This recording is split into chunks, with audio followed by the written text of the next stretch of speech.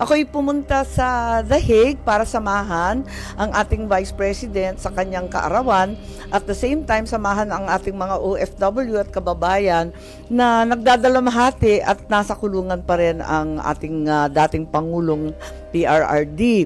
Kami ay dumaan sa Oman, kung saan yung mga Pilipino ay talagang sabik na makita si VP. Pagkatapos noon, pumunta na kami sa The Hague, Netherlands. At alam naman natin, bawal lahat pumasok, pera lang yung pamilya at saka yung abogado. Kaya nandun lang kami sa labas, masaya naman pero umiiyak din. Nakakatuwa nga yung aming pagtitipon dahil kakaiba. Grabe ang suporta ng mga OFW natin na nagdatingan. Yung iba galing London, galing sa Belgium, galing sa Spain. Yung iba mga napakalayo pa ng pinanggalingan, galing Hong Kong, Pilipinas.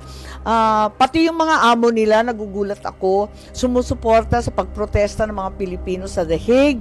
Mismong amo nila ng mga Dutch ang gumagastos, nagpapagawa ng mga t-shirt, ng mga hoodie, at matindi na pinapayagan sila mag-day off para lang pumunta doon sa tinatawag na Duterte Street. Ganon katindi ang pagmamahal at suporta nila para sa ating dating Pangulo at pati na rin para sa ating ikalawang Pangulo. Kaya kinukumusta namin sila at sila mismo nagluluto at nagsasalo-salo doon kahit hindi makita si PRRD.